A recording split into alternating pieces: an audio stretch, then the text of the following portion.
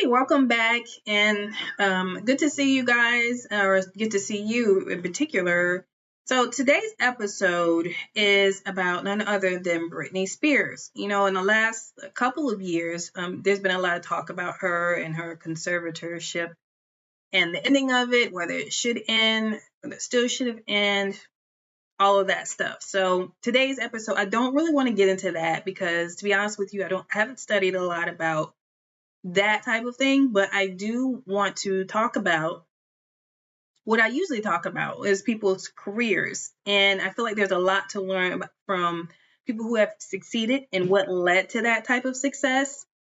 For her, I want to talk about the year that changed her, the change for her, changed everything for her. And that was 1999 when she released the album One More Time. So there was definitely there's definitely some things in her chart that suggested that her life was about to change in a very big way. Okay, so I want to talk about that today. So Britney Spears, most know she's a pop icon. She very popular, did really well in the late 90s and the 2000s, and up until things started to go awry for her, and after a marriage and having two children, and then things going awry, then her conservatorship, and then things quieted down, and no one had really heard much from her. Periodically, she would do shows and stuff, but nobody really, knew a whole lot about her or were hearing a lot until recently. I want to say, I believe that was last year where she released her memoir, and she went into details about the things that had happened, such as her having an abortion and with Justin Timberlake, a fellow singer, and other experiences she's had where especially with her family. So I just want to talk about the year 1999 where things really changed for her. I mean, things had changed already because I believe she had already released the album, but she really was launched into popularity after the second album. And the one thing I want to mention is that how quickly her second album came after her first album. It's like she had to immediately start working on that second album. And that ended up being the thing that really took her over the top. So in her chart, at the time, it may feel like, well, that was a lot of pressure for someone so young, and perhaps it was. But when I looked in her chart, it's almost like she really did have to go ahead and get started on the second album, and that was her time. Like, she had to go do it and strike while the iron is hot. That's the terminology. She had to do it right then. The reason I say that is because, for one, in her solar return chart, which in case you don't know is her chart for the year, her chart for that year, she had what is called a yod. And I talk a little bit about a yod. I talked once about doing a whole video on the yod, and maybe I'll still do it. But basically, a yod is a major configuration that forms in the middle of the chart. It's a triangle, two long sides, short base, and then the apex is like, at the apex there's one planet, and at the bottom there's two other planets. So that's what she had. Her yod at the apex was the planet Saturn, and then at the bottom was Moon and Pluto, as well as the Sun. So Sun and Pluto were at conjunction in her solar return chart, and they were both a part of that yod.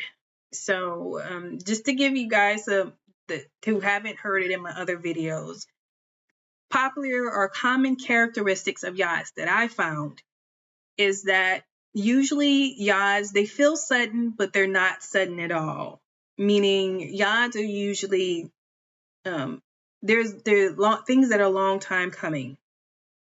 And if you know anything about Britney, you know that she'd been singing since she was a very small child. I believe she competed on Star Search as a kid. She lost, I believe, but she'd been competing and singing for that long.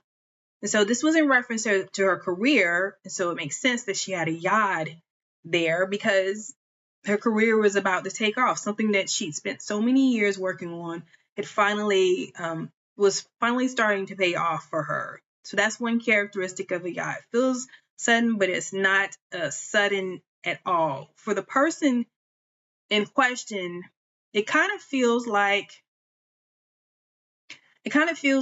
they well, I'll explain it the way an astrologer explained it one time. Think of it as the person being an understudy for a theater show, maybe in New York on Broadway. And they're the understudy, they're not the main person for that starring in the play, but they're the understudy, basically that they're backup. And so here they are learning the lines and practicing while the main person is practicing. And it's supposed to be in case that person can't make it for some reason. And then let's say you have one show where in 2 hours before the show, they find out that the main character, the person that plays the main character, is out sick. And so they can't come.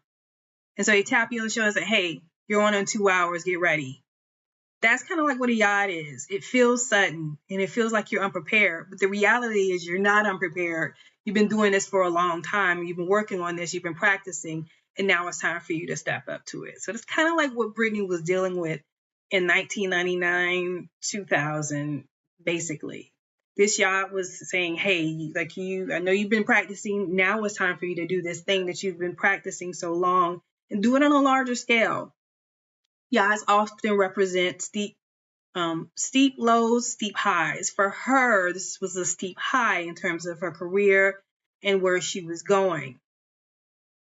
What I saw, this points to her meteoric rise to fame, professional success in music.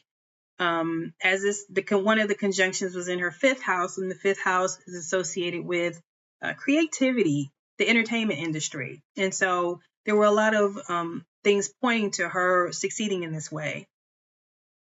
Also, she had a transit to, by the way, by transit, I mean like her birth chart is one set of planets.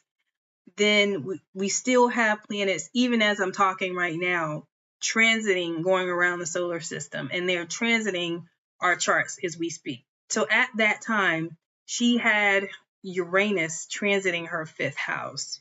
And this is commonly associated with starting a new creative project, which, as I mentioned, she quickly had to start on that second album, like right away. And so Uranus was pointing to, hey, this is something you're going to be working on. This is something you're going to be doing right this minute. And then she also had Jupiter transiting her 7th house.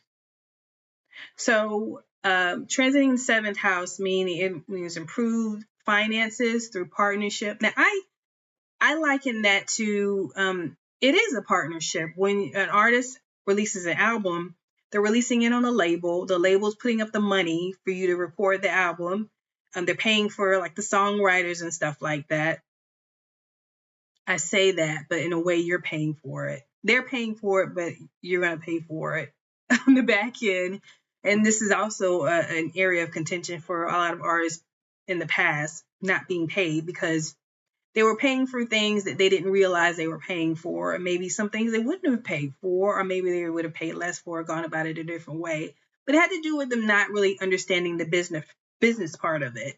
So you may be looking at this wondering what the heck happened. So I just had a technical difficulty, so I decided to come back on and finish the video about Britney Spears. So where I left off is I was talking about her Jupiter, transiting Jupiter, transiting her 7th house. And I was mentioning how it can lead to improved financial situation through partnerships. Also, it can relate to good publicity for the work that she's doing. And in addition to that, it could mean successful business negotiations. As I mentioned before, because she was on a record label, that fits really. It is kind of a partnership. Well, the artists may not feel that way, but kind of. They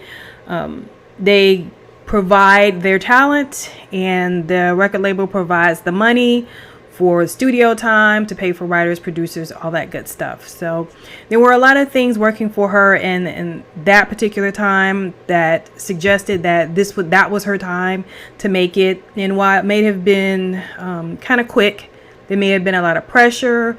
I saw that she worked with a lot of people, and I think that that could have been very stressful, especially for someone as young as she was at the time.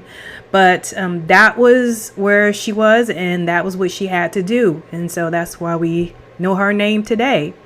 Thanks for tuning in. I will see you next time.